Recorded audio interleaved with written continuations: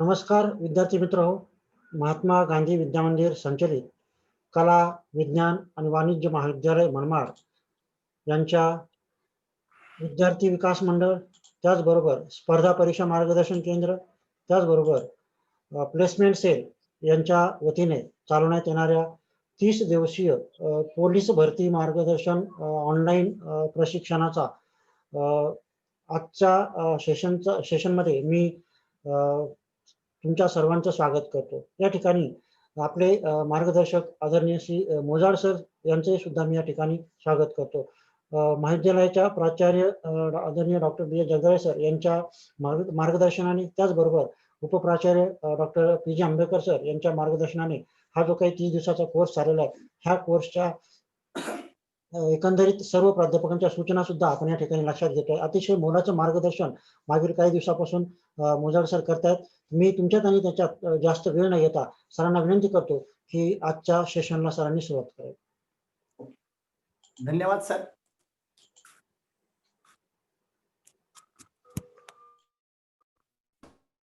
विद्यार्थी मित्र हो, नमस्कार. कला, वाणिज्य आणि विज्ञान महाविद्यालय मनमाड यांच्यातर्फे आयोजित 30 दिवसीय पोलीस भरती पूर्व मार्गदर्शन, त्यामध्ये जे काही आपण जीएस हा जो सब्जेक्ट आहे त्या संदर्भात चर्चा करत आहोत. आणि आज आणि उद्या साधारणतः आपण जीएसच्या संदर्भात चर्चा करणार आहोत. पुढे गणित, बुद्धिमत्ता, मराठी आणि नंतर राज्यशास्त्र आणि करंट अफेअर्सचे आणि तुमचे डाऊट क्लिअरिंगचे सेशन्स, अशा पद्धतीने आपण त्याची रचना किंवा त्याचं जे आहे ते साधारणतः स्ट्रक्चर बनवलेलं आहे.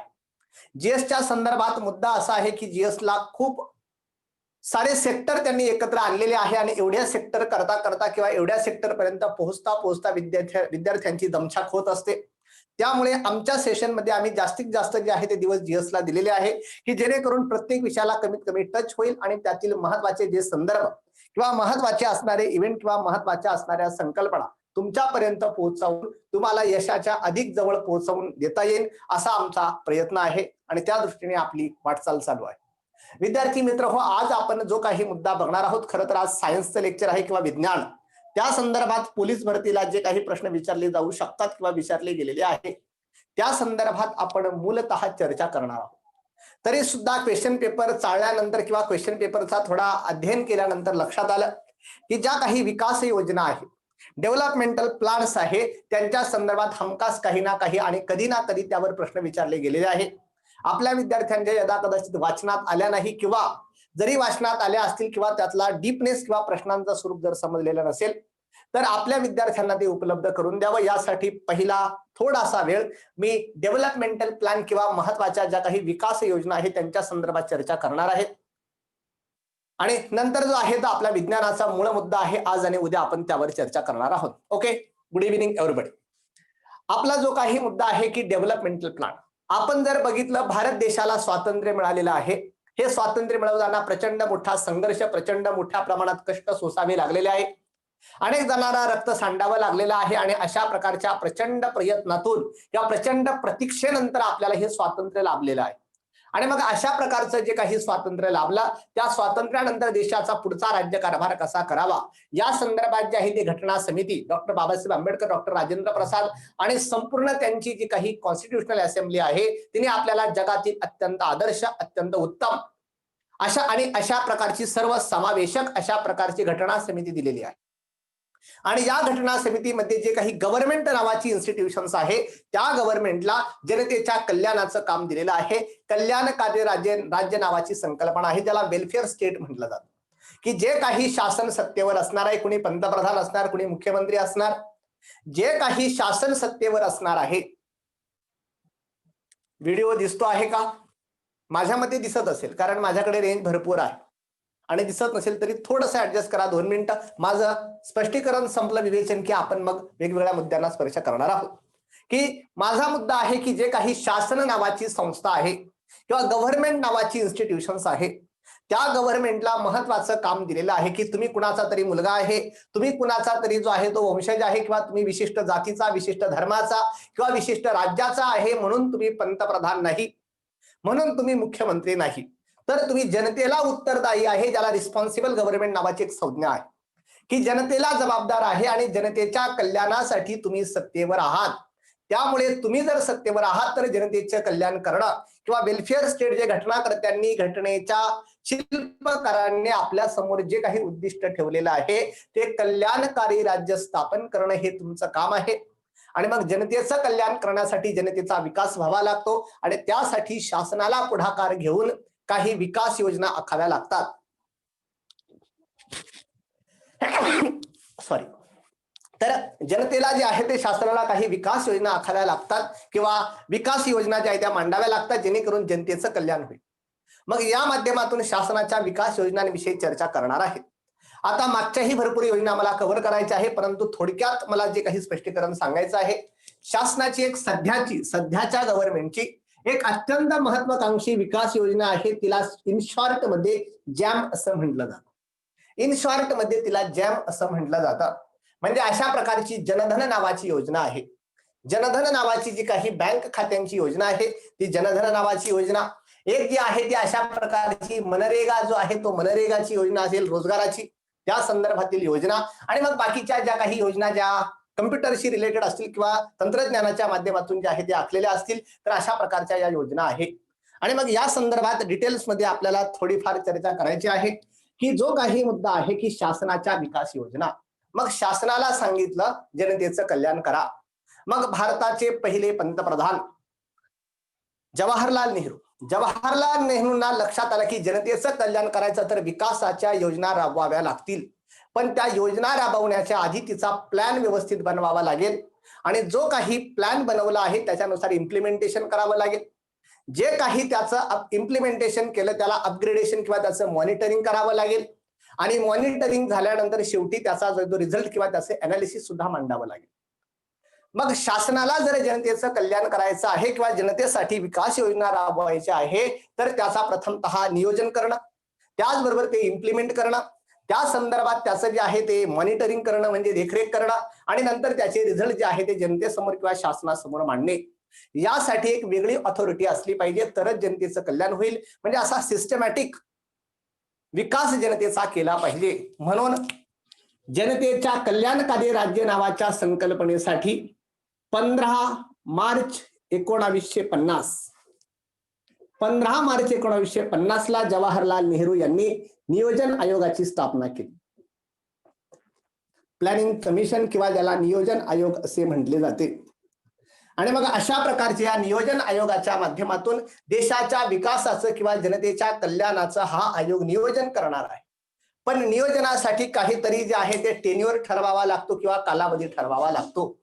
जर कालावधी असेल किंवा अशा प्रकारचा टाइम बॅन अशा प्रकारचा एखादा प्लॅन असेल तर तो जास्तीत जास्त इफेक्टिव्हली इम्प्लिमेंट होऊ शकतो किंवा त्याचं जे आहे ते मेरिट्स डिमेरिट्स आपण जे आहे ते इफेक्टिव्हली जे आहे ते अनालाइज करू शकतो. म्हणून नेहरूंच्या लक्षात आलं की या नियोजन आयोगाच्या मार्फत जे आहे ते जे प्लॅन बनवतील त्याला काहीतरी टाइम बॅन आपण दिला पाहिजे.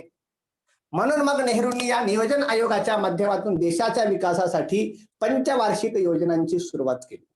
5 इयर प्लॅन किंवा पंचवार्षिक योजना म्हणजे जनतेच्या कल्याणासाठी किंवा देशाच्या विकासासाठी डेव्हलपमेंटचा सर्वात महत्वाचे जे काही प्लॅन्स असतील त्याला पंचवार्षिक योजना असं म्हटलं जाईल.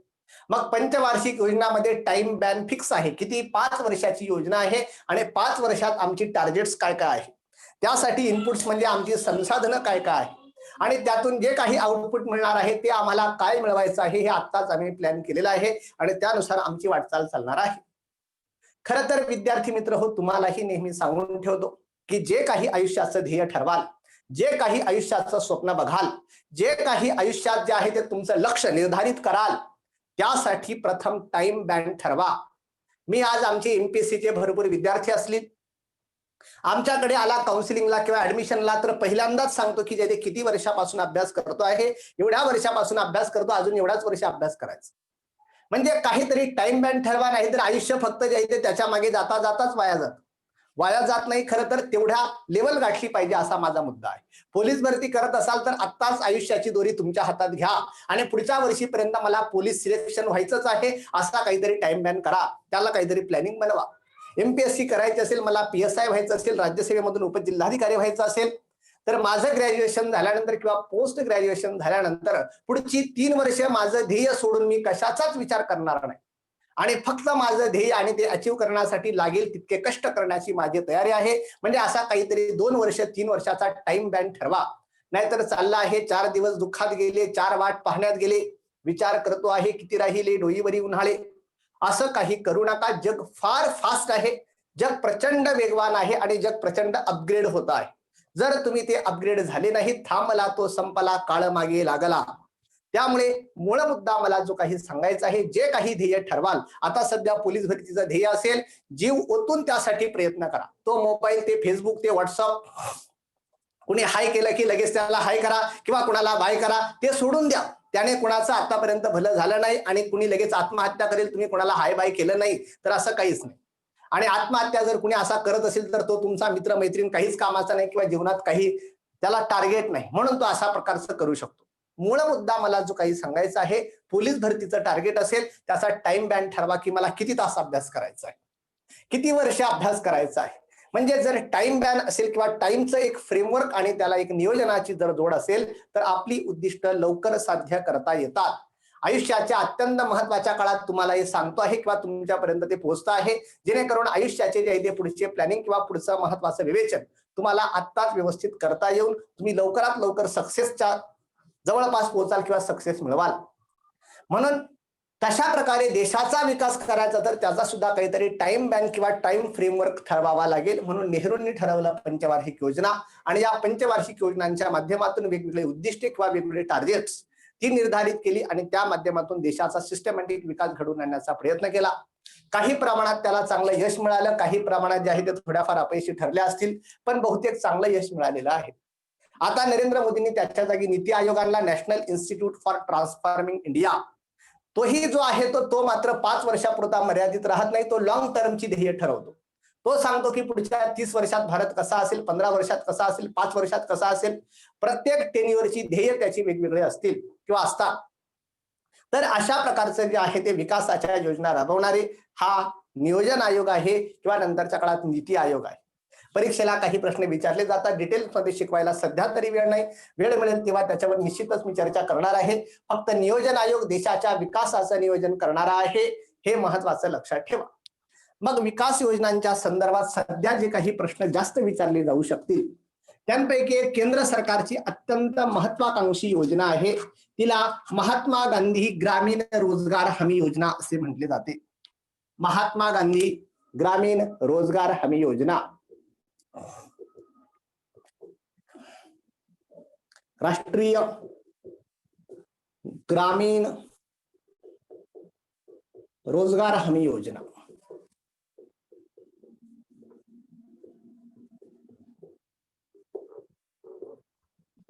तर विद्यार्थी मित्र हो, तिला मनरेगा, इन शॉर्ट मध्ये तिला मनरेगा असं म्हटलं जातं. केंद्र सरकारची सध्याची अत्यंत महत्वाकांक्षी योजना आहे. सरकार चेंज झाली मात्र योजना तीच राहिली किंवा तिचं अजून एक्सपांडेशन होत राहिलं.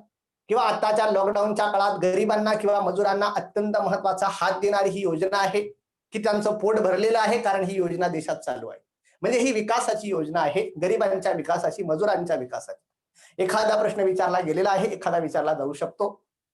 मूळ मुद्दा मला महाराष्ट्राच्या संदर्भात चर्चा करायची आहे की खऱ्या अर्थाने रोजगार हमी योजना ही महाराष्ट्राची देशाला दिलेली देणगी आहे.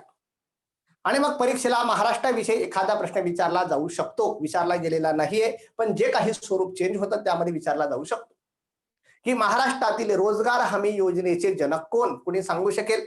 रोजगार हमी योजना पातळीवर फार नंतर आहे, त्याच्या 20-25 वर्ष आधी महाराष्ट्रात इम्प्लिमेंटेशन आहे. मग माझा मुद्दा आहे महाराष्ट्रातील रोजगार हमी योजनेचे जनक कोण? कोणी सांगू शकेल उत्तर? महाराष्ट्रातील रोजगार हमी योजनेचे जनक. तर महाराष्ट्रातील रोजगार हमी योजनेचे जे काही जनक आहे त्यांचं नाव आहे वि.स. पागे.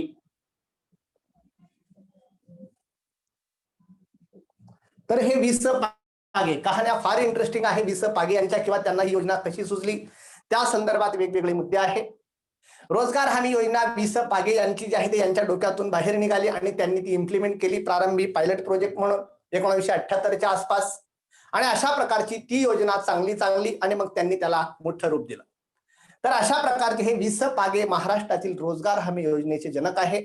आणि मग नंतरच्या काळात ही रोजगार हमी योजना महाराष्ट्रातील दुष्काळी असणाऱ्या सांगली जिल्ह्यात तासगाव तालुक्यात जे आहे ते पहिल्यांदा सुरू करण्यात आले. आणि मग नंतर महाराष्ट्र शासनाने 1980च्या आसपास रोजगार हमी योजनेसंदर्भात कायदा सुद्धा केला.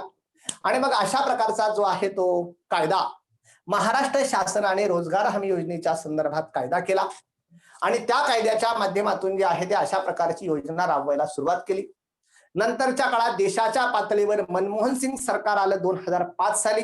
आणि मनमोहन सिंग सरकारला डाव्या पक्षांचा पाठिंबा होता किंवा ज्यांना कम्युनिस्ट म्हणतात. आणि कम्युनिस्टांचं म्हणणं आहे की देशातील जो खालचा वर्ग आहे, मजूर वर्ग किंवा अनस्किल अशा प्रकारचे जे काही वर्कर्स आहेत त्यांचं कल्याण झालं पाहिजे. आणि मनमोहन सिंग सरकारच्या अजेंड्यावर तो विषय होता. म्हणून मनमोहन सिंग सरकारने 2 फेब्रुवारी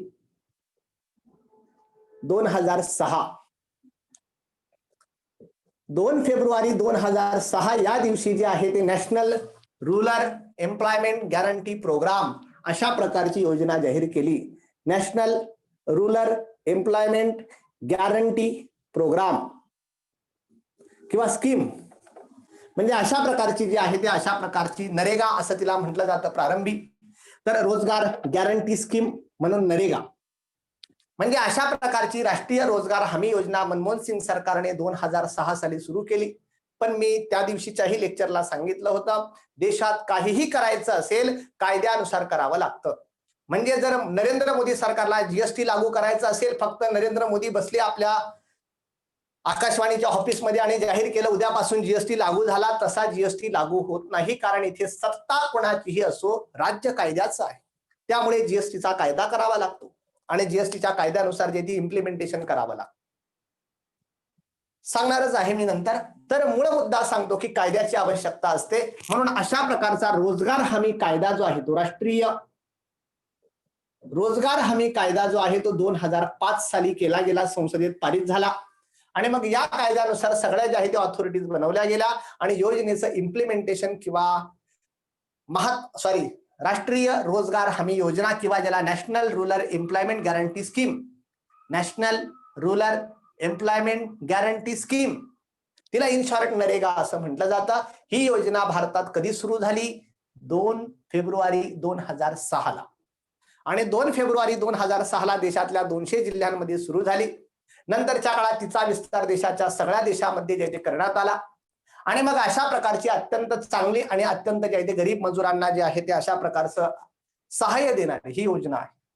ही योजना मुख्यतः मुद्दा सांगतो, एखादा प्रश्न विचारला जातो त्या संदर्भात फास्ट मध्ये कव्हर करतो, बरेच टॉपिक कव्हर करायचे आहेत.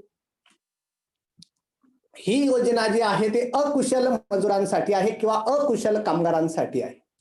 अकुशल कामगार किंवा मजूर म्हणजे अनस्किल लेबर जे आहे, अनस्किल की ज्यांनी विशेष कम्प्युटरचं विषय ज्ञान घेतलेलं नाही किंवा त्यांनी जे आहे ते एखाद्या सेटनेटची परीक्षा पास केलेली नाही किंवा त्यांनी एखादी जी आहे ते अशा प्रकारच्या वेगळ्या बँकिंगच्या परीक्षा पास केलेल्या नाही किंवा त्यांच्याकडे विशेष असा जो आहे तो ITI किंवा अशा प्रकारचं कोणतंही तांत्रिक अशा प्रकारचं नॉलेज किंवा कुशलता त्यांनी संपादन केलेली नाही, असे अकुशल मजूर असतील त्यांच्यासाठी ही योजना आहे राष्ट्रीय ग्रामीण रोजगार हमी योजना. आणि मग यामध्ये ठरलेलं आहे की कुटुंबातील एकाला रोजगार मिळण्याची शाश्वती, कुटुंबातील एका व्यक्तीस रोजगार, की रोजगाराची हमी कुणाला दिलेली आहे, हमी देतो आहे, गॅरंटी आहे की तुम्हाला रोजगार मिळणारच, नाही मिळाला तर तुम्हाला बेरोजगार भत्ता मिळणार. पण कुणाला कुटुंबात 5 माणसं आहे आणि 5ही जणांनी जे आहे ते रोजगार मागायचा असं नाही. या योजनेमध्ये जास्तीत जास्त लोकांना कव्हर करता यावा म्हणून कुटुंबातील एकाला रोजगार देणं बंधनकारक आहे. एकालाही जर रोजगार नसेल तर मग अशा प्रकारच्या पुढच्या प्रोव्हिजन्स आहे. पण कमीत कमी एकाला रोजगार दिला जाईल कुटुंबातल्या, अशा प्रकारची हमी किंवा गॅरंटी गव्हर्नमेंटने जे आहे ते घेतलेली आहे. आणि ही योजना जी आहे ते केंद्र पुरस्कृत योजना आहे किंवा केंद्र शासनाची योजना आहे. केंद्र पुरस्कृत, सेंट्रली स्पॉन्सर्ड म्हणून तिच्या नावात राष्ट्रीय आहे. महाराष्ट्र शासनाची होती ती आता योजना बंद, म्हणजे तिच्या बरोबर जे आहे ते आता केंद्र पुरस्कृत ही योजना जी आहे ते सध्या महाराष्ट्रात इम्प्लिमेंट आहे. तर ही केंद्र पुरस्कृत योजना आहे. त्याचबरोबर जे आहे ते जे काही लाभार्थी असतील म्हणजे अशा प्रकारच्या कोणत्या व्यक्तीला जे आहे ते नोकरी द्यायची किंवा कोणत्या व्यक्तीला कोणतं काम काढायचं याविषयी जर एखादा प्रश्न विचारला तर लाभार्थ्याची निवड ग्रामसभेमार्फत होत असते. ग्रामसभेमार्फत म्हणजे जी काही ग्रामसभा आहे या ग्रामसभेमार्फत जे काही बेनिफिशरीज असतील किंवा लाभार्थी असतील की या कुटुंबातल्या एकाला तरी नोकरी दिली पाहिजे आणि मग अशा प्रकारच्या आपल्या गावामध्ये 25 जणांसाठी अशा प्रकारची ही स्कीम आली. मग कोणकोणत्या कुटुंबातल्या व्यक्तींचं सिलेक्शन करायचं, तर त्या संदर्भात जे आहे ते ग्रामसभा निर्णय घेणार आहे, म्हणजे लाभार्थ्यांची निवड ग्रामसभा करणार आहे. आणि शेवटचा मुद्दा सांगतो की महात्मा गांधींचं स्वप्न होतं खऱ्या अर्थाने ग्रामीण भाग स्वावलंबी व्हावा, की जो काही रुरल एरिया आहे, तर ग्रामीण इथे शब्द आहे ग्रामीण, rural, national rural employment guarantee scheme, म्हणजे ही योजना जी आहे, ही योजना जी ग्रामसभा म्हणजे काय, आता तो फार डिटेल टॉपिक आहे. कलम 243B त्याने जो आहे तो ग्रामसभा नावाची व्याख्या केलेली आहे. राज्यघटना जेव्हा शिकवणार आहे तेव्हा ते मी नंतर क्लिअर करेन. मूळ मुद्दा आहे ग्रामीण भागासाठी ही योजना आहे, शहरी भागासाठी नाही. आणि मग अशा प्रकारचं जे आहे ती ही योजना, महात्मा गांधींचं स्वप्न होतं की ग्रामीण भाग सक्षम व्हावा, स्वावलंबी व्हावा, आणि त्यासाठीच अशा प्रकारची ही योजना आहे. म्हणून मग 2009 साली 2009 मध्ये जेव्हा महात्मा गांधींच्या जयंतीला 140 वर्ष पूर्ण झाली, महात्मा गांधींची जयंती किंवा जन्मदिवस आहे 2 ऑक्टोबर 1869, आणि 2009 मध्ये 140 वर्ष पूर्ण झाले. त्या निमित्ताने केंद्र सरकारची अत्यंत महत्वाकांक्षी असणारी नरेगा योजना, तिला महात्मा गांधींचं नाव देण्यात आलं, आणि मग ती नरेगाची झाली मनरेगा. म्हणून तिला Mahatma Gandhi national rural employment guarantee scheme, आता जे काही वर नाव दिलेलं आहे, अशा प्रकारची योजना ती कधीपासून तिला महात्मा गांधींचं नाव दिलं, 2009 पासून दिलेलं आहे. आणि अशा प्रकारची ही अत्यंत महत्वाकांक्षी रोजगाराची योजना ग्रामीण भागातील सध्या चालू आहे. चालू घडामोडीमध्ये एक प्रश्न विचारला जाऊ शकतो की केंद्र सरकार त्यांचं कॉन्ट्रीब्युशन सांगणार आहे की आम्ही एवढा रोजगार देणार, बाकी कॉन्ट्रीब्युशन राज्याने टाकायचं आहे, आणि राज्य जेवढं जास्त कॉन्ट्रीब्युशन देईन तेवढा जास्त रोजगार, म्हणजे एका व्यक्ती साधारणतः सध्या 202 रुपये रोजगार आहे. एक दिवस जर कामाला गेला 202 रुपये तुम्हाला त्याचा रोज मिळेल. काय असेल, 6 दिवस काम आहे, 7व्या दिवशी आराम, आणि जेवढ्या दिवस काम केलं तेवढा रोजगार तुम्हाला मिळणार आहे. अशा प्रकारची जी काही योजना आहे, चालू घडामोडीचा संदर्भ सांगतो, राज्य शासन जेवढं जास्त कॉन्ट्रीब्युशन देणार तेवढ्या मोठ्या प्रमाणात त्या व्यक्तीला रोजगार मिळणार. केंद्र सरकारने सांगितलं आम्ही 100 रुपये देऊ, राज्य शासनाला किती द्यायचे ते द्या.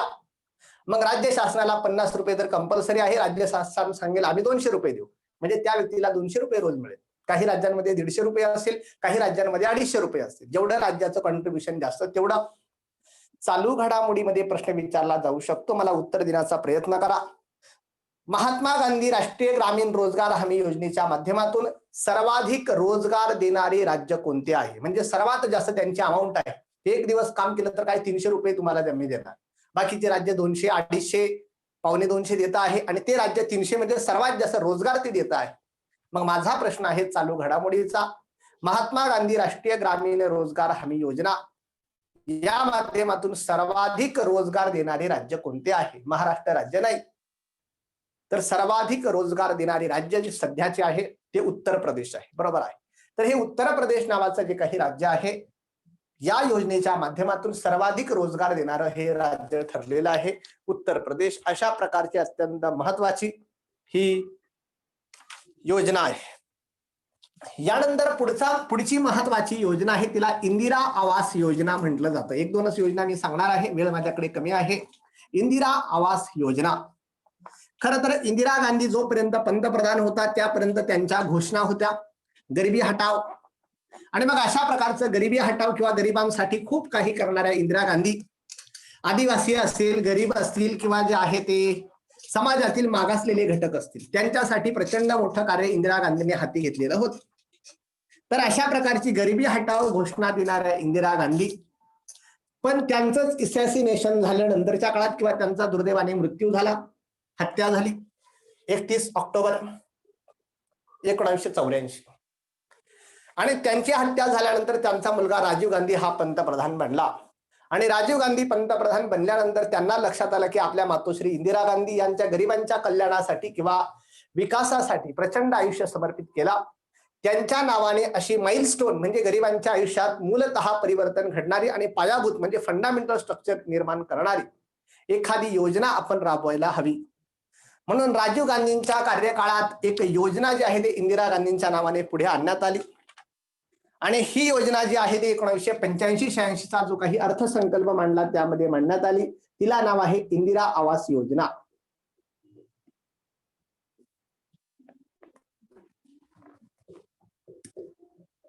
तर अशा प्रकारची ही इंदिरा आवास योजना 1985-86 पासून सुरू आहे. 1985-86 इंदिरा आवास म्हणजे जे आहे ते घर आणि इंदिरा गांधींच्या नावाने गरीब किंवा अशा प्रकारचे मागासलेले जे काही घटक असतील त्यांना जे आहे ते शासनातर्फे घर बांधून दिलं जाईल. केंद्र शासन काही पैसे देणार, राज्य शासन काही पैसे देणार आणि गरीब व्यक्तीला स्वतःचं छोटंसं घर बांधून देणार. म्हणजे अशा प्रकारचं त्या गरीबाला घर मिळालं म्हणजे त्याचे बरेचसे प्रश्न जे सुटू शकतील. म्हणजे अशा प्रकारचं जे इंदिरा आवास योजना इंदिरा गांधींच्या नावाने राबवण्याचं ठरलं. आणि या इंदिरा आवास योजनेमध्ये जे काही शेड्यूल्ड कास्ट म्हणजे अनुसूचित जातीतील लोक असतील, शेड्यूल्ड ट्राईब्स म्हणजे अनुसूचित जमातीच्या संदर्भातील लोक असतील, या व्यक्तींना यांमधील दारिद्र्य रेषेखालील जे काही कुटुंब आहेत, या घटकांतील दारिद्र्य रेषेखालील कुटुंब, पिवळं रेशन कार्ड, तर अशा प्रकारचे दारिद्र्य रेषेखालील कुटुंबांना शासनातर्फे घर बांधून दिलं जाईल. अत्यंत चांगली योजना आहे. राबवली अजून चांगली असती तर अजून चांगली फळं त्याला मिळाली असती, पण जाऊ द्या, काही का असेना. तर अशा प्रकारच्या अनुसूचित जाती आणि अनुसूचित जमातींमधील जे काही बिलो पॉवर्टी लाईन आहे, सगळ्यांना नाही, जे काही बिलो पॉवर्टी लाईन त्यांना जे आहे ते शासनातर्फे जे ते घरं बांधून दिली जातील. छोटी छोटी त्याचा नियम पण ठरलेले आहे, किती एरिया असावा, किती कसं घर असावं. ते काय 4 BHK 5 BHK फ्लॅट बांधून देणार नाही. ते 1 रूम किचनचं छोटंसं घर तुम्हाला बांधून देणार. मात्र शासन खर्च करून चांगल्यात चांगलं घर तुम्हाला बांधून देणार. अशा प्रकारची अत्यंत सुंदर आणि महत्वाकांक्षी योजना जी आहे ती होती, तिला इंदिरा आवास योजना असं म्हटलं जातं. नंतरच्या काळात अटल बिहारी वाजपेयी सरकारच्या काळात या आवास योजनेमध्ये ज्या काही विधवा आहेत त्यांचा सुद्धा समावेश केला गेला, किंवा युद्धात मरण पावलेले जे काही सैनिक आहेत त्यांच्या विधवा त्यांना सुद्धा अशा प्रकारचं घर बांधून दिलं जाईल. अशा प्रकारचं इन्क्लुडेशन केलं गेलं. त्याची मर्यादा सुद्धा वाढवण्यात आली. अशा प्रकारची अत्यंत महत्वाकांक्षी जी काही योजना होती ती इंदिरा आवास योजना होती. यानंतर मात्र सध्या जे आहे त्या गव्हर्नमेंटने जे आहे त्या इंदिरा आवास योजना समाप्त केलेली आहे आणि तिच्याऐवजी प्रधानमंत्री आवास योजना आहे. प्रधानमंत्री आवास योजना ग्रामीण हा एक वेगळा टप्पा आहे आणि प्रधानमंत्री आवास योजना शहरी हा एक वेगळा टप्पा आहे.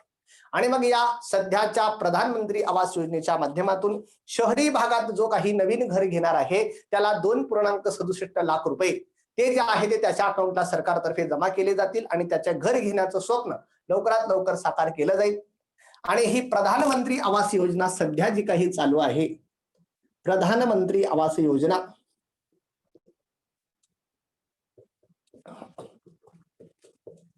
तर या प्रधानमंत्री आवास योजनेमध्ये टार्गेट ठरवलेलं आहे की 2022 पर्यंत सर्वांसाठी घर.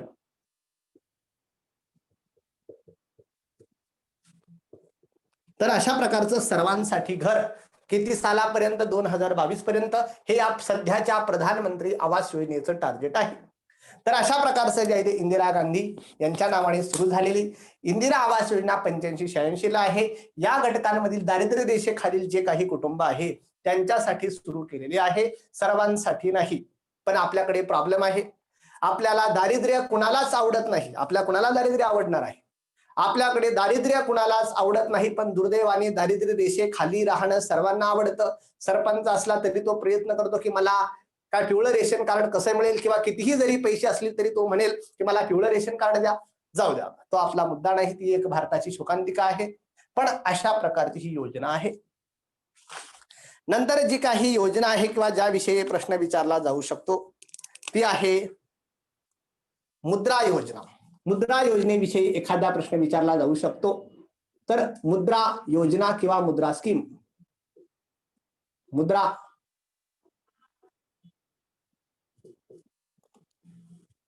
Micro unit development and refinancing agency अशा प्रकारचा त्याचा फुल फॉर्म आहे.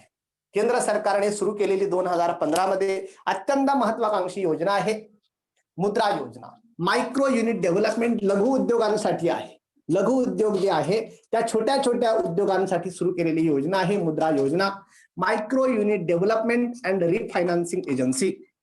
आणि मग अशा प्रकारची ही मुद्रा योजना केंद्र सरकारने लघु उद्योगांसाठी सुरू केलेली आहे आणि लघु उद्योग असणाऱ्या व्यक्तींना लवकरात लवकर कमी व्याज दराने कर्ज मिळावं आणि त्याचा जे आहे ते त्याच्या व्यवसायात त्याला प्रगती करता यावी किंवा अपग्रेड होता यावं यासाठी ही अत्यंत महत्वाकांक्षी असणारी योजना आहे मुद्रा योजना। आणि या मुद्रा योजनेमध्ये साधारणतः केंद्र सरकारने 3 गट पाडलेले आहेत, त्याविषयी प्रश्न विचारला जाऊ शकतो। एक आहे शिशु नावाचा गट आहे, शिशु। एक गट आहे किशोर आणि तिसरा तरुण। शिशु, किशोर आणि तरुण नावाचा गट आहे आणि एखादा प्रश्न याविषयी विचारला जाऊ शकतो की ह्या मुद्रा योजनेच्या माध्यमातून ज्यांना साधारणतः 50,000 रुपयांपर्यंत कर्ज पुरवठा हवा आहे किंवा कर्ज हवा आहे, 50,000 रुपयांपर्यंत कर्ज, त्यांना जे आहे ते या शिशु योजनेच्या अंतर्गत कर्ज उपलब्ध करून दिलं जाईल अत्यंत कमी व्याज दरात आणि अत्यंत कमी जे आहे ते कोणताही जामीन लागणार नाही आणि अत्यंत कमी व्याजदर असेल आणि अत्यंत कमी त्याचं जे आहे ते कागदपत्र सुद्धा असतील। ज्यांना साधारणतः 50,000 पासून 5 लाख रुपयांपर्यंत जर कर्ज आवश्यक आहे तर त्यांना या किशोर योजनेच्या अंतर्गत कर्ज दिलं जाईल। 5 लाख रुपयांपर्यंत कर्ज अत्यंत कमी व्याज दरात कोणत्याही तारणाशिवाय तुम्हाला दिलं जाईल तुमच्या व्यवसायासाठी। आणि ज्यांना साधारणतः 5 लाख ते 10 लाखाच्या दरम्यान कर्ज पाहिजे, म्हणजे समजा एखाद्याला 8 लाख रुपये कर्ज पाहिजे आहे तर त्याला मग कोणती योजना आहे, तरुण नावाची योजना आहे किंवा तरुण गट। म्हणजे एखाद्या वेळेस परीक्षेला विचारला की लघु उद्योगांसाठी योजना कोणती आहे, मुद्रा योजना आहे आणि या मुद्रा योजनेचे स्तर किती आहे, शिशु, किशोर आणि तरुण। आणि या मुद्रा योजनेमध्ये किती पर्यंत कर्ज दिलं जातं, 10 लाख रुपयांपर्यंत कर्ज दिलं जातं। अशा प्रकारची ही मुद्रा योजना आहे। लक्षात आलं असेल तर अशा प्रकारची ही मुद्रा योजना किंवा त्या संदर्भात असणारे महत्वाचे मुद्दे। तर अजून खरं तर योजना अजून भरपूर आहे आणि सांगण्यासारखंही भरपूर आहे, तरी पण जे आहे ते आता आवडतं घेतो आणि विज्ञानाकडे जे आहे ते आपल्याला लक्ष केंद्रित करायचं आहे। योजनांच्या संदर्भात मात्र एखादा प्रश्न हमखास विचारला जातो किंवा विचारला जाऊ शकतो किंवा चालू घडामोडीमध्ये एखादा प्रश्न विचारला जाऊ शकतो। तुम्ही मात्र त्यावर व्यवस्थित कॉन्सन्ट्रेट राहत चला आणि त्यामध्ये काय काय चेंजेस झाले किंवा काय नवीन अपग्रेडेशन आहे किंवा गव्हर्नमेंटच्या अजेंड्यावर सध्या कोणत्या योजना आहे त्या योजनांचा संदर्भ घेऊन व्यवस्थित जे आहे ते त्याचं अध्ययन करत चला। आता आपण विज्ञानाच्या संदर्भात काही घडामोडी बघणार आहोत।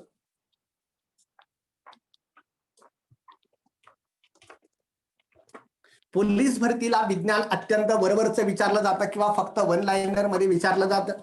जास्त डीप मध्ये किंवा लाईफ प्रोसेसेस ज्या आहेत ते त्यांच्याविषयी शक्यतो काही विचारलं जात नाही। तरी सुद्धा सध्याचा जो काही कोरोनाचा कालखंड किंवा त्याचा जगावर किंवा अगदी पोलिसांवर, माणसांवर, सर्वांवरच होणारा परिणाम बघता कोरोनाशी संदर्भित किंवा अशा प्रकारचे जे काही आजार आहे, इपिडेमिक असतील, पेंडेमिक असतील, म्हणजे अशा प्रकारचे जे काही संसर्गजन्य किंवा समूहजन्य आजार असतील त्यांच्या संदर्भात काही प्रश्न विचारले जाऊ शकतील की जीवाणूजन्य आजार कोणते आहे, विषाणूजन्य आजार कोणते आहे, पाण्यामुळे होणारे आजार कोणते आहे किंवा कोणत्या आजारावर कोणतं औषध किंवा कोणती थेरपी महत्वाची आहे, असे काही प्रश्न विचारले जाऊ शकतील। त्याची चर्चा आपण उद्या करू हवं तर। आज जी काही आपल्याला थोडक्यात चर्चा करायची आहे, पोलीस भरतीला साधारणतः विज्ञानातील महत्वाचे शोध आणि त्यांचे संशोधक याविषयी काही प्रश्न विचारले जातात। विज्ञानाविषयी अजून काही प्रश्न जे काही विचारले जातात, महत्वाचे इन्स्ट्रुमेंट्स किंवा महत्वाच्या ज्या काही शाखा आहे विज्ञानाच्या त्यांच्याविषयी प्रश्न विचारले जातात। आणि काही प्रश्न जे आहे ते काही प्रश्न विज्ञानाच्या जे आहे त्या विज्ञानाच्या वेगळ्या इन्स्ट्रुमेंट्स विषयी असतात। तर आपण जे काही शक्य होईल त्याची जे आहे ते थोडक्यात चर्चा करणार आहोत। तर पहिली आपल्याला जी काही आज चर्चा करायची आहे की महत्वाच्या इन्स्ट्रुमेंट विषयी काही प्रश्न जातात आणि त्या संदर्भात काही महत्वाचे इन्स्ट्रुमेंट लिहून देतो, ते व्यवस्थित लिहून घ्या आणि त्यांचं वर्क फंक्शन काय आहे व्यवस्थित लिहून घ्या। फळ्यावर दिसणं गरजेचं आहे, ज्यांना दिसत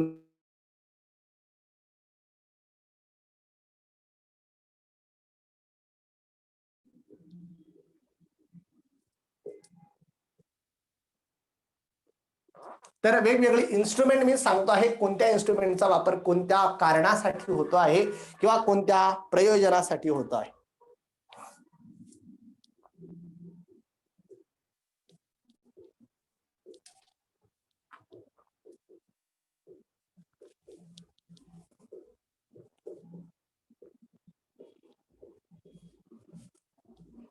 दिसतंय का सर्वांना? माझ्या मते तरी दिसत असेल, माझ्याकडे एकदम क्लिअर दिसत आहे. डायनामोमीटर नावाचं पहिलं इन्स्ट्रुमेंट आहे इंजिनाची शक्ती मोजण्यासाठी.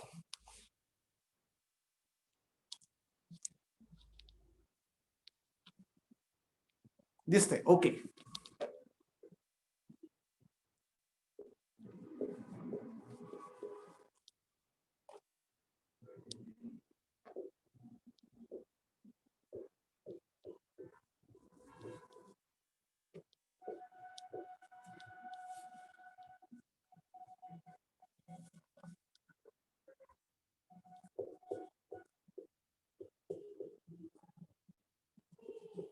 थोडंफार स्पष्टीकरण मी तुमच्या समाधानासाठी किंवा माझ्या समाधानासाठी सांगेन.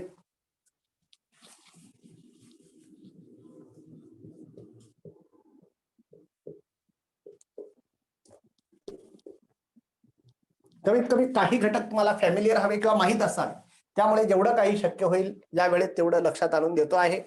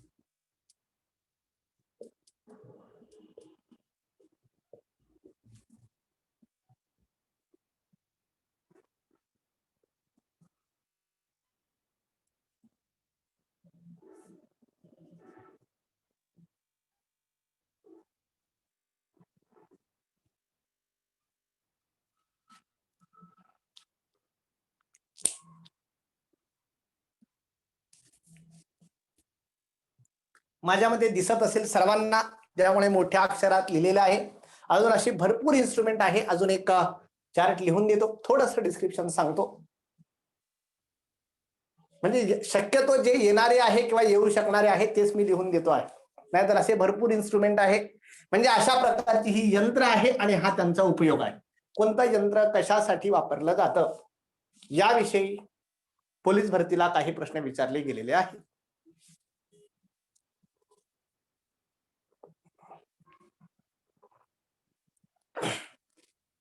तर माझ्या मते सर्वांचं लिहून झालं असेल. आता मी पुढचा मुद्दा थोडंसं एक्सप्लेनेशन सांगतो, तोपर्यंत तुम्हाला लिहिता येईल. की एक डायनामोमीटर नावाचं इन्स्ट्रुमेंट आहे की अशा प्रकारचं इंजिनाची जी काही शक्ती आहे, जे आपण गाडी चालवतो किंवा वेगवेगळे इंजिन्स आहेत त्या इंजिनाची शक्ती मोजण्यासाठी अशा प्रकारचं ते डायनामोमीटर नावाचं इन्स्ट्रुमेंट वापरलं जातं. अल्टीमीटर जे आहे ते साधारणतः एका भूगोलाच्या लेक्चरला आपण समुद्र सपाटी किंवा सी लेवल काय म्हणून बघितलेलं आहे. आणि मग आपण विमानात जात असताना ते विमान नेमकं कोणत्या उंचीवर आहे किंवा किती उंचीवर आहे, त्या विमान समुद्र सपाटीपासून किती उंचीवर आहे हे मोजण्यासाठी विमानात एक यंत्र बसवलेलं असतं, त्याचं नाव आहे अल्टिमीटर. म्हणजे समुद्र सपाटीपासून उंची मोजण्यासाठी, आणि शक्यतो कशात वापरलेलं असतं, विमानामध्ये वापरलेलं असतं ते अल्टिमीटर आहे उंची मोजण्यासाठी. सिस्मोग्राफ हा प्रश्न जो आहे तो पोलीस भरतीलाही विचारलेला आहे आणि एमपीएससीनेही बऱ्याच वेळेस विचारलेला आहे. अगदी तलाठी भरतीला किंवा समाज कल्याणाच्या भरतीलाही विचारला गेलेला आहे की सिस्मोग्राफ नावाचं यंत्र जे आहे ते कशासाठी वापरलं जातं. तर सिस्मोग्राफ नावाचं जे काही यंत्र आहे, त्या सिस्मोग्राफ नावाचं यंत्र भूकंपाच्या धक्क्यांचं मापन करण्यासाठी वापरलं जातं. की जो काही भूकंप आहे किती जे आहे ते किती आहे तो बघण्यासाठी जे आहे ते सिस्मोग्राफ नावाचं यंत्र आहे. आणि एक वेगळा प्रश्न विचारतो, यंत्र वेगळं आणि युनिट वेगळं. जसं आपल्याला गहू मोजायचे असतील तर गहू मोजणारं यंत्र म्हणजे काय आहे, वजन काटा. तो काय असेल, तागडं असेल किंवा अशा प्रकारचं इलेक्ट्रिक असेल.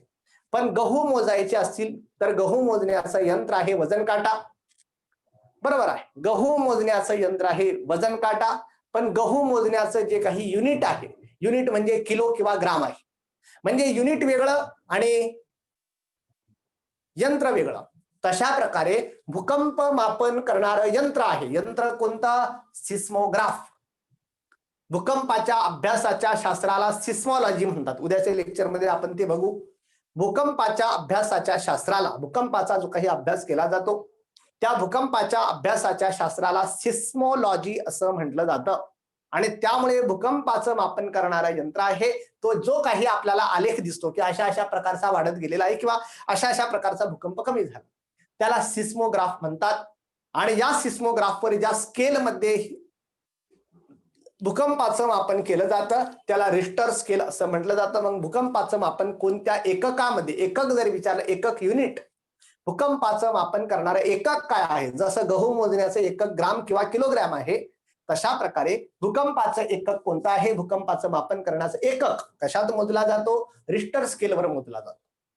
आणि मग अशा प्रकारचा सिस्मोग्राफ. मुद्दामून एक प्रश्न विचारतो, जगात भूकंपाचा देश असं कोणत्या देशाला म्हणतात, कंट्री ऑफ अर्थक्वेक. भूकंपाचा देश. रोज छोटे मोठे भूकंप होत असतात पण तरी सुद्धा तो देश एकदम सदृढपणे उभा आहे. Very good. जपान नावाचा देश आहे. छोटे मोठे तर रोज होता, एकदमच मोठा झाला तर त्यांना काहीतरी थोडंफार जाणवतं. पण त्यांनी घरं किंवा बिल्डिंग अशा बनवलेल्या आहे की कितीही मोठा भूकंप झाला तरी ते तिथे जे आहे ते राहतील व्यवस्थित, काय असेल. सिस्मोग्राफ भूकंपाच्या धक्क्याचं मापन करणारं यंत्र आहे.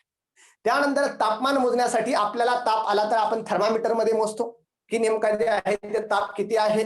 त्याच्यापेक्षा जास्त असेल तर अल्कोहोल तापमापी असते. आणि मग आता मात्र जे आहे ते अत्यंत उच्च प्रतीचं जर तापमान मोजायचं असेल तर पायरोमीटर नावाचं यंत्र आहे. उच्च प्रतीचं तापमान मोजण्यासाठी पायरोमीटर नावाचं यंत्र आहे. म्हणजे अशा प्रकारचं आपल्याला सूर्याचं तापमान किती आहे मोजायचं असेल. आता सूर्याचं तापमान म्हणजे सूर्याच्या जवळ जा गेलं तर एवढं भयानक तापमान आहे. असं म्हटलं जातं की सूर्याचा जो काही पृष्ठभाग आहे, सूर्याच्या पृष्ठभागाचं तापमान 6000 डिग्री सेंटीग्रेड आहे. म्हणजे आपल्याला जे काही सूर्याचं तापमान मिळतं ते साधारणतः सध्या 15-20च्या आसपास आहे. काही दिवसांनी अजून थोडंफार कमी होईल आणि उन्हाळ्यात वाढून वाढून ते 40 डिग्री पर्यंत जातं. उन्हाळ्यात वाढून वाढून आपलं 40, जास्तीत जास्त जळगाव नागपूरच्या भागात 45, 48.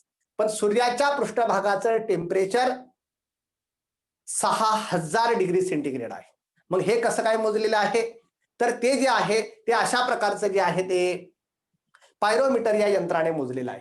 केल्विन, डिग्री, फॅरनहीट ते मी उद्या सांगणार आहे कारण आज जरा विषयांतर होईल त्यामुळे सध्या लगेच सांगत नाही. तर बॅरोमीटर नावाचं एक यंत्र आहे, त्याला हवा दाब मापी असंही म्हटलं जातं. हवेचा दाब किती आहे हा हवेचा दाब मोजण्यासाठी बॅरोमीटर हे यंत्र वापरलं जातं. त्यानंतर दूध जे आहे ते दूध का दूध, पाणी का पाणी आपण बरंच काही बघितलेलं आहे. त्या दुधामध्ये जे आहे ते फॅट किती आहे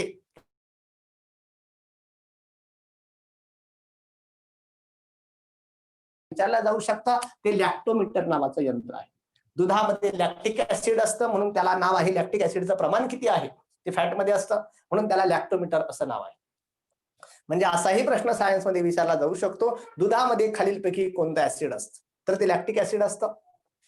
कार्डिओग्राफ नावाचं यंत्र आहे. कार्डिओग्राफ नावाचं यंत्र हृदयाची स्पंदनं मोजण्यासाठी जे आहे ते वापरलं जातं. त्याला खरं तर नाव आहे इलेक्ट्रोकार्डिओग्राम. मग इलेक्ट्रोकार्डिओग्राम म्हणजे ईसीजी, इलेक्ट्रोकार्डिओग्राफ म्हणजे ईसीजी. आणि हे ईसीजी कशासाठी आहे? हृदयाची स्पंदनं मोजण्यासाठी. तुमच्या हृदयाची जी काही धडधड आहे, कधी वाढू शकते, कधी कमी होऊ शकते, कधी बंद पडू शकते, काय असेल, पण ती मोजण्यासाठी जे आहे ते अशा प्रकारचं ईसीजी म्हणजे इलेक्ट्रोकार्डिओग्राफ ते यंत्र वापरलं जातं. आणि मायक्रोफोन सध्या मी जो हा वापरतो आहे, हा मायक्रोफोन आहे. या मायक्रोफोन मध्ये मी बोलतो आहे आणि माझ्या ध्वनीचं रूपांतर ते विद्युत मध्ये करत आहे आणि तुमच्यापर्यंत पोहोचवत आहे. म्हणजे ध्वनी ऊर्जेचं विद्युत ऊर्जेत रूपांतर करता आणि तुमच्या स्पीकरच्या माध्यमातून परत विद्युत ऊर्जेचं ध्वनी ऊर्जेत रूपांतर होत आहे. पण माझ्याकडून जाताना ते ध्वनीचं विद्युत ऊर्जेत रूपांतर करत आहे. सॉरी. तर अशा प्रकारचं मायक्रोफोन नावाचं यंत्र आहे. यानंतर अजून काही यंत्र आहेत, अगदी थोडक्यात लिहून देतो. 2-3च यंत्र आहे, म्हणजे अशी खूप आहे, पण अति महत्वाची फक्त लक्षात आणून देतो.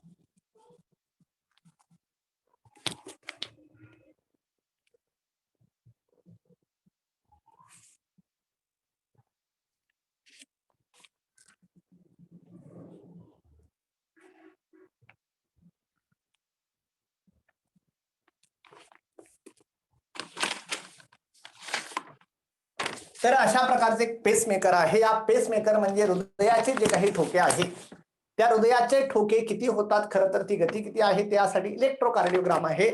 पण काही व्यक्तींमध्ये जे ते हृदयाचे ठोकेच हळूहळू पडतात, म्हणजे त्यांचा स्पीड जो काही पाहिजे किंवा ज्या स्पीडने ते ठोके पडायला पाहिजे, किंवा प्रचंड वेगाने पडतात किंवा प्रचंड हळूहळू पडतात, किंवा त्यांची जी इफिशियन्सी असते ठोके पाडण्याची ती हृदयाची कमी झालेली असते. आपल्या शरीरात एक नैसर्गिक पेसमेकर असतो, पण तो जर निकामी झाला किंवा त्याला काही झाला तर अशा प्रकारचा आपल्याला असा आजार होऊ शकतो. आणि हृदयाचे ठोके जर बंद पडले तर आपण बंद पडून जातो. मग आपण बंद पडू नये म्हणून डॉक्टरांच्या लक्षात आलं की हृदयाचे ठोके ज्या प्रमाणात पाहिजे त्या प्रमाणात पडत नाही. प्रत्येकाला माहित असेल एका मिनिटाला हृदयाचे किती ठोके पडतात, एका मिनिटाला हृदयाचे किती ठोके पडतात, की ज्या काही धडकन आहे 72. तर बरोबर आहे. तर 72 थोडेफार वाढले तर वाढू द्या, किंवा थोडेफार एखादा कमी झाला तर नाही प्रॉब्लेम. पण मूळ मुद्दा आहे काहींचे एकदम कमी होतात किंवा काहींचे एकदम वाढतात. त्यावेळेस डॉक्टरांना लक्षात येतं की हृदयाचे ठोके नियंत्रित करणारा जो बॉडीमध्ये घटक आहे, हृदयाचे ठोके नियंत्रित करणारा बॉडीमध्ये जो घटक आहे तो पाहिजे तेवढा पॉवरफुल राहिलेला नाही किंवा तो निकामी झालेला आहे. जर यांना हृदयाचे ठोके व्यवस्थित झाले तरच हे जगू शकतील. त्यामुळे त्यांना कृत्रिम आर्टिफिशियल पेसमेकर बसवला जातो. आणि आर्टिफिशियल पेसमेकर जो आहे तो एमपीएससी ला एकदा प्रश्न विचारला होता. एमपीएससी ला, पोलीस भरतीला एवढे अवघड प्रश्न विचारत नाही. फक्त लक्षात आणून देतो की आर्टिफिशियल पेसमेकर जो काही आहे तो निकेल कॅडमियमचा बनवलेला असतो. निकेल आणि कॅडमियम नावाचे जे काही धातू आहे यांचा अशा प्रकारचा आर्टिफिशियल पेसमेकर, आणि मग ऑपरेशनने तो हृदयाच्या एका भागात बसवतात आणि तो मग बरोबर 72 ठोके जे आहे ते पाडतो किंवा तो नियंत्रित करतो. तर अशा प्रकारचा जो आहे तो ड्राय सेलवर चालतो. व्हेरी गुड, बरोबर आहे. तर निकेल कॅडमियम नावाचा जो काही अशा प्रकारचे जे काही घटक आहे त्याचा बनवून जे आहे ते त्या ठिकाणी बसवला जातो. तर अशा प्रकारचं पेसमेकर नावाचं यंत्र आहे. वेळ कमी आहे त्यामुळे फास्ट मध्ये आता पुढचे मुद्दे सांगतो की अशा प्रकारचं आपण बघितलं की कोणकोणत्या यंत्राद्वारे जे आहे ते काय काय केलं जातं. आता आपल्याला जो काही पुढचा मुद्दा बघायचा आहे, पुढचा मुद्दा आहे कोणकोणते महत्वाचे शोध कोणकोणत्या शास्त्रज्ञांनी लावले. पोलीस भरतीला त्याच्यावर 1-2 प्रश्न हमखास असतात. कोणकोणते शोध कोणकोणत्या शास्त्रज्ञांनी लावले आणि मग त्यांमध्ये जे आहे आपल्याला माहित आहे सापेक्षता नावाचा सिद्धांत आहे. सापेक्षतेचा सिद्धांत, थिअरी ऑफ रिलेटिव्हिटी किंवा काय सापेक्षतेचा सिद्धांत. तर अशा प्रकारचा हा सापेक्षतावादाचा सिद्धांत कुणी लावला आहे? आईन्स्टाईनने लावला आहे.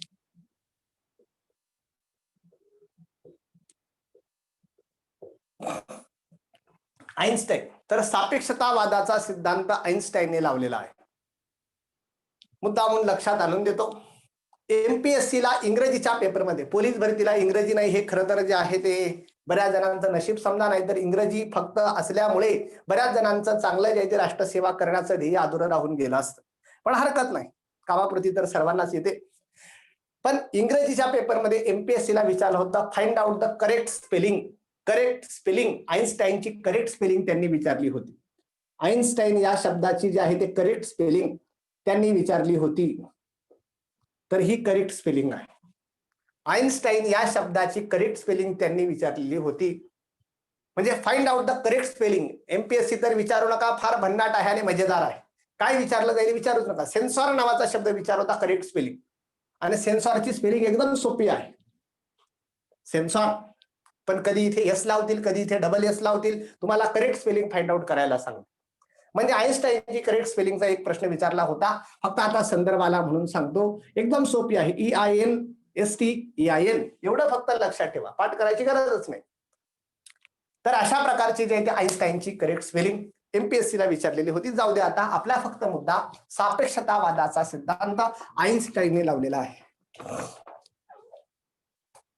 यानंतर पुढचा महत्वाचा शोध आहे, मग आपणा सर्वांना माहित आहे, गुरुत्वाकर्षण.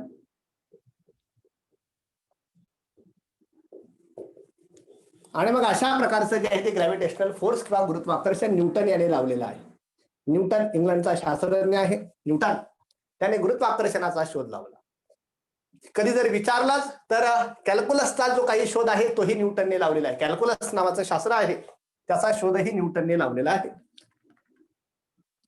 त्यानंतर दुर्बिणीचा जो काही शोध आहे, दुर्बीण टेलिस्कोप, त्याचा शोध गॅलिलिओने लावलेला आहे. गॅलिलिओ गॅलिली अत्यंत प्रसिद्ध शास्त्रज्ञ आहे. तर दुर्बिणीचा शोध त्याने लावलेला आहे. पुढे जो आहे तो फोटो इलेक्ट्रिक इफेक्ट नावाचा इफेक्ट आहे. फोटो इलेक्ट्रिक इफेक्ट, आता सगळं डिटेल सांगायला वेळ नाही, नाहीतर फार इंटरेस्टिंग कन्सेप्ट आहे सायन्सच्या. फोटो इलेक्ट्रिक परिणाम किंवा फोटो इलेक्ट्रिक इफेक्ट याचा शोध सुद्धा आईन्स्टाईनने लावलेला आहे. आणि आईन्स्टाईनला जे काही नोबेल पारितोषिक मिळालेलं आहे 1905-06च्या आसपास आईन्स्टाईनला नोबेल पारितोषिक मिळालं. आईन्स्टाईनने एकाच वर्षी जे आहे ते 12-13 शोध लावले आणि 12-13 शोधांमध्ये त्याला फोटो इलेक्ट्रिक इफेक्ट साठी पहिलं नोबेल पारितोषिक मिळालं. त्याच काळात सापेक्षताचा सिद्धांत त्याने मांडला, ज्याने सगळ्या जगाचं कुडं उलगडलं. पण सापेक्षतावादाच्या सिद्धांताला अजूनपर्यंत नोबेल पारितोषिक दिलं गेलेलं नाही, कारण सापेक्षतावादाचा सिद्धांत 100% प्रूव्ह अजून कोणाला करता आला नाही. हा सिद्धांत बरोबर आहे असं आपण म्हणू, पण हेच बरोबर आहे आणि बाकी सगळं चुकीचं असं म्हणू शकत नाही. त्यामुळे नोबेल पारितोषिक मात्र जे एकदम प्रूव्ह झालेलं आहे त्याला दिला जातो. आईन्स्टाईनला नोबेल पारितोषिक सापेक्षतावादासाठी मिळालेलं नाही, तर ते फोटो इलेक्ट्रिक परिणामासाठी मिळालेलं आहे. आईन्स्टाईन बरोबरच एक महत्वाचा शास्त्रज्ञ आहे, आईन्स्टाईनने तो पण शोध लावला होता, परंतु दुसरा एक शास्त्रज्ञ लवकर गेला आणि त्याने रजिस्ट्रेशन पहिलं. त्या काळात खरं तर क्रेडिट त्या दुसऱ्याला मिळालं, तो आहे विजेचा दिवा. तर जो काही विजेचा बल्ब आहे, विजेचा जो काही बल्ब आहे त्या विजेचा बल्बचा शोध लावणारा शास्त्रज्ञ, त्यानेच नंतर पुढे ग्रामोफोनचा शोध लावला. ग्रामोफोन आणि हा शास्त्रज्ञ आहे एडिसन, थॉमस अल्वा एडिसन. तर अशा प्रकारचा हा एडिसन नावाचा शास्त्रज्ञ आहे. विजेचा दिवा, खरं तर आईन्स्टाईनने पण हा शोध लावला होता, पण हा जो आहे हा लवकर गेला आणि याने रजिस्ट्रेशन केलं म्हणून याच्या नावावर हा झाला आणि त्याला पुढे नोबेल पारितोषिक सुद्धा मिळालं. तर अशा प्रकारचा विजेचा दिवा किंवा ग्रामोफोन यांचा शोध जो आहे तो एडिसनने लावलेला आहे. यानंतर किरणोत्सारिता नावाचं एक तत्वज्ञान आहे, रेडिओ ऍक्टिव्हिटी. किरणोत्सारिता, पोलीस भरतीला इंग्लिशमध्ये प्रश्न नसतात त्यामुळे मराठी शब्दांवर जरा फॅमिलियर करून घ्या. किरणोत्सारिता किंवा ज्याला रेडिओ ऍक्टिव्हिटी म्हणतात, हेनरी बेक्वेरेल नावाचा शास्त्रज्ञ आहे. हेनरी बेक्वेरेल. तर या हेनरी बेक्वेरेल नावाचा जो काही शास्त्रज्ञ आहे त्याने किरणोत्सारिता याचा शोध लावलेला आहे. पुढचा जो काही शोध आहे, आय थिंक कालच्या का परवाच्या लेक्चरला मी उल्लेख केलेला होता. क्ष किरण जी आहे, क्ष किरण किंवा एक्सरेज, एक्सरेचा शोध कोणी लावला सांगा मला उत्तर. एक्सरेज, या एक्सरेजचा शोध कोणी लावला होता? एक्सरेज, त्याला पहिलं नोबेल पारितोषिक दिलं गेलं. आय थिंक कालच चर्चा झालेली आहे की पहिलं नोबेल पारितोषिक एक्सरेच्या शोधाला जे आहे ते एक्सरेच्या शोधाला मिळालेलं होतं 1901. अजून बरोबर उत्तर आलेलं नाही. एक्सरेचा शोध कोणी लावला? विलियम असेल. पुढचं काहीतरी बोला, पुढचं नाव महत्वाचं आहे. रॉन्टजेन. आता जे नाव आलं ते बरोबर आहे, रॉन्टजेन. तर अशा प्रकारचा हा रॉन्टजेन जो आहे तो रॉन्टजेन त्याने एक्सरेचा शोध लावलेला होता. रॉन्टजेन, त्याला त्याबद्दल पहिलं नोबेल पारितोषिक 1901 ला त्यालाच आहे, फिजिक्सचं नोबेल पारितोषिक. यानंतर जो आहे तो डायनामाइट आपण मग बघितलेला आहे. आता लिहून देत नाही, डायनामाइट सर्वांना माहित आहे, काल चर्चा झालेली आहे, काल का परवा चर्चा झाली. डायनामाइटचा शोध नोबेल, अल्फ्रेड नोबेल बरोबर आहे, त्याने लावलेला आहे. पुढे जो काही आहे तो विमानाचा शोध, तर राईट बंधू आहे, राईट ब्रदर्स. त्यांनी विमानाचा शोध लावला की पक्षाप्रमाणे माणसानेही आकाशात उडून जावं एका ठिकाणून दुसरीकडे. आणि मग राईट ब्रदर्स त्यांनी जो आहे तो विमानाचा शोध लावलेला होता. पुढे जे आहे ते कधी कधी परीक्षेला विचारला जातो, तो काही रेडिओ असायचा, आता एकदम कमी झाला, पण आधीच्या काळात रेडिओ. या रेडिओचा शोध मार्कोनी नावाचा शास्त्रज्ञ आहे. मार्कोनी. तर रेडिओचा शोध कुणी लावला? मार्कोनी नावाच्या शास्त्रज्ञाने लावलेला आहे. यानंतर एका विचारला जाऊ शकणारा प्रश्न आहे, आपल्या सर्वांच्या जीवनाला आजही 400 वर्ष झाली तरी लागू आहे आणि प्रत्येक मनुष्याच्या किंवा प्रत्येक प्राण्याच्या जीवनाला लागू आहे, त्याला निसर्ग निवडीचा सिद्धांत म्हणतात.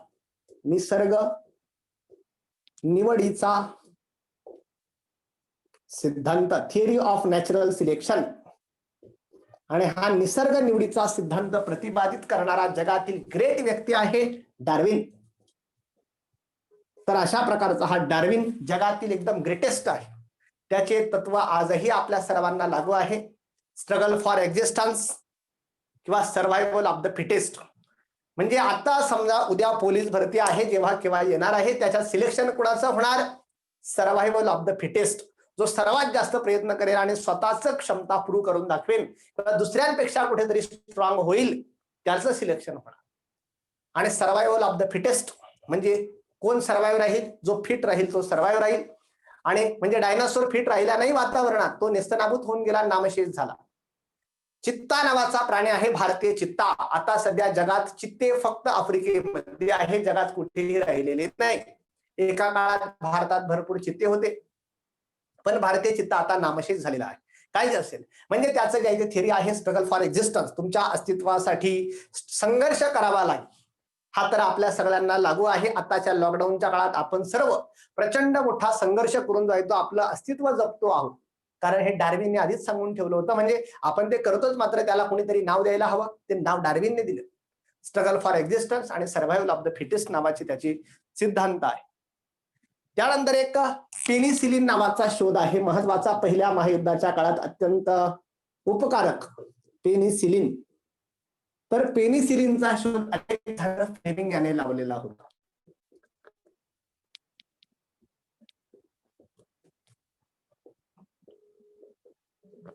तर हा अलेक्झांडर फ्लेमिंग याने पेनिसिलिनचा शोध लावलेला होता. बरोबर आहे. यानंतर जो आहे तो कधी कधी प्रश्न विचारला जातो, ब्लड ग्रुप किंवा रक्तगटांचा शोध कुणी लावला?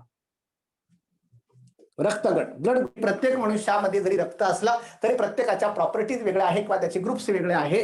हा कार्ल लँडस्टायनर नावाचा शास्त्रज्ञ आहे.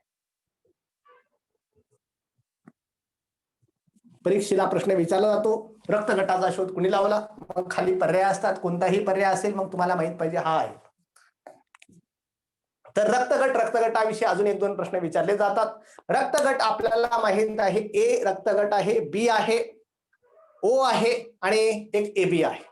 तर त्यात एबी नावाच्या रक्तगटाच्या व्यक्तीला सर्व योग्यग्राही युनिव्हर्सल एक्सेप्टर असे म्हटले जाते. एबी नावाचा रक्तगट युनिव्हर्सल एक्सेप्टर कोणता आहे किंवा सर्व योग्यग्राही, कुणाचंही रक्त त्याला चालू शकतं, तो एबी नावाचा रक्तगट आहे. आणि ओ रक्तगट जो आहे तो ओ रक्तगटाला सर्व योग्य दाता किंवा युनिव्हर्सल डोनर असं म्हटलं जातं. याविषयी एखादा प्रश्न विचारला जातो. त्यामुळे लक्षात ठेवा, युनिव्हर्सल डोनर जो आहे तो ओ आहे आणि युनिव्हर्सल एक्सेप्टर एबी आहे. आणि रक्तगटाचा शोध कार्ल लँडस्टायनर याने लावला. पुढे त्याच्यात भरपूर अँटीजन, अँटीबॉडी भरपूर काही आहे. त्यात रिसर्च नावाचा आरएच फॅक्टर, आता ते काही सांगायला वेळ नाही किंवा त्याची सध्या तरी गरज नाही. तर अशा प्रकारचा हा रक्तगट.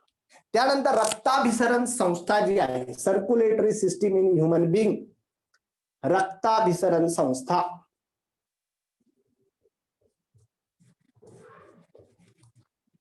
तर या रक्ताभिसरण संस्थेचा शोध विल्यम हार्वे याने लावला. फादर ऑफ एंजिओलॉजी असं सुद्धा त्याला म्हटलं जातं, विल्यम हार्वे.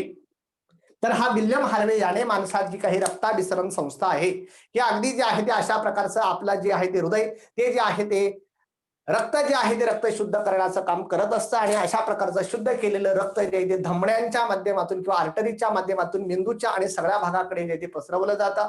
आणि अशा प्रकारचं अशुद्ध रक्त शिरा किंवा अशा प्रकारच्या वेन्सच्या माध्यमातून एकत्र आणून परत एकदा शुद्ध केलं जातं. त्यासाठी ऑक्सिजनची गरज लागते आणि ऑक्सिजनेटेड ब्लड आणि डिऑक्सिजनेटेड ब्लड भरपूर काही कन्सेप्ट आहे. पण अशा प्रकारचा शोध विल्यम हार्वे यांनी लावलेला आहे. आणि मग open circulatory system, close circulatory system तो आपला सध्याचा मुद्दा नाही. यानंतर परीक्षेला कधी कधी प्रश्न विचारला जातो, हृदय प्रत्यारोपणाची शस्त्रक्रिया ही एखाद्या व्यक्तीचं हृदय निकामी झालं तर त्याला जे आहे ते त्याला आत्ताच काही तासांपूर्वी मरण व्यक्ती पावला. पात्र मरण पावल्यानंतर काहीतरी 4 का 5 तास आहे, मला एक्झॅक्ट आठवत नाही, तेवढा काळ त्याचं हृदय जे आहे ते चालू असतं. मग तेवढ्या काळात त्याचं हृदय काढायचं एका व्यक्तीचं आणि जो व्यक्तीचं हृदय खराब झालेलं आहे त्याला बसवायचं. अशा प्रकारची हृदय प्रत्यारोपण नावाची शस्त्रक्रिया आहे. 10 तास. Very good. मला ती इन्फॉर्मेशन कमी होती. 10 तास किंवा काय असेल, माझ्या मते जास्त आहे काहीतरी. तर अशा प्रकारचं हृदय, दुसऱ्याचं हृदय काढून एका व्यक्तीला बसवायचं आणि त्याचं लाईफ पुढे जायचे, पुढे न्यायचं. हा शोध डॉक्टर ख्रिश्चन बर्नार्ड यांनी लावलेला आहे. डॉक्टर ख्रिश्चन बर्नार्ड, पहिली हृदय प्रत्यारोपण शस्त्रक्रिया त्यांनी केली. Doctor Christian Bernard.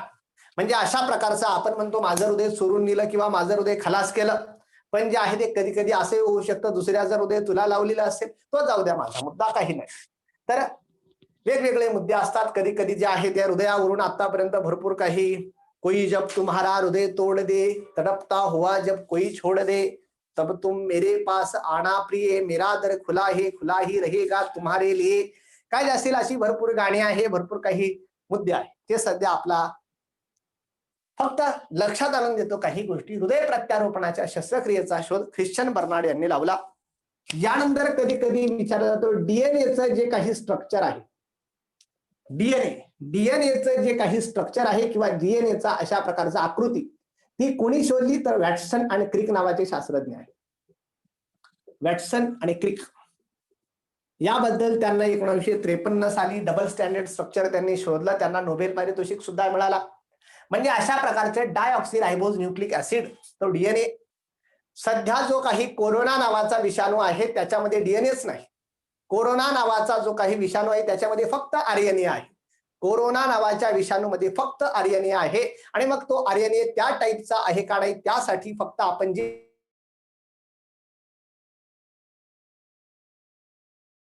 ते एक्झॅक्ट ओळखण्यासाठी आरटीपीसीआर टेस्ट म्हणतात. आरटीपीसीआर म्हणजे काय? Real time peptide chain reaction. Real time peptide chain reaction नावाचे रिॲक्शन आपण करतो आणि त्या आरएनए मध्ये काय काय चेंजेस होत आहे आणि कोरोना आहे का नाही ते आपण बघत असतो. जाऊ दे, आता 2च मिनिटाचं फक्त लेक्चर राहिलं. फक्त लक्षात घ्या, कोरोनासाठी जी काही टेस्ट करतात आरटीपीसीआर म्हणजे real time peptide chain reaction आहे आणि कोरोनाच्या विषाणूमध्ये डीएनए नाही, फक्त आरएनए आहे. म्हणजे विषाणू असा आहे की त्याच्यात एकतर डीएनएच असतो किंवा आरएनएच असतो, काही असेल. पॉलिपेप्टाइड, ओके, बरोबर आहे. तर मूळ मुद्दा मला जो काही सांगायचा आहे, अशा प्रकारचा डीएनएचं डबल हेलिक्स स्ट्रक्चर किंवा डबल स्टँडर्ड ते वॅटसन आणि क्रिक यांनी शोधलेलं होतं. आणि शेवटचा एक मुद्दा सांगतो की होमिओपॅथी नावाचं एक शास्त्र आहे, होमिओपॅथी. आणि मग अशा प्रकारचं जे आहे ते आयुष नावाचं भारत सरकारचं मंत्रालय, आयुर्वेद, सिद्ध, युनानी, होमिओपॅथी अशा प्रकारच्या ज्या काही वैद्यक शास्त्राच्या मेडिकल टर्मिनॉलॉजीच्या वेगवेगळ्या ब्रांचेस आहेत, त्यांमध्ये होमिओपॅथीचा शोध हायनेमान नावाचा शास्त्रज्ञ आहे. हायनेमान. तर होमिओपॅथीचा शोध कुणी लावला असा जर प्रश्न विचारला तर हायनेमान नावाचा शास्त्रज्ञ आहे. त्या हायनेमान नावाच्या शास्त्रज्ञाने अशा प्रकारच्या होमिओपॅथी नावाची एक ब्रांच मेडिकलची त्याची शोधून काढली होती.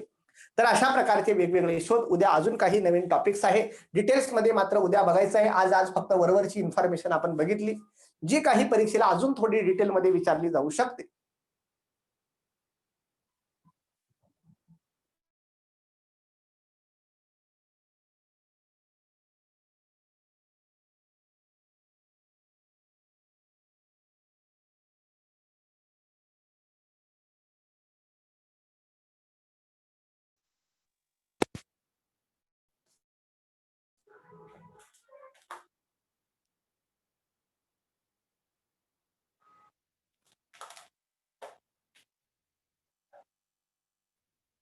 हॅलो सर, लेक्चर संपलेलं आहे, मुलांसाठी फक्त लेक्चर संपवलेलं आहे.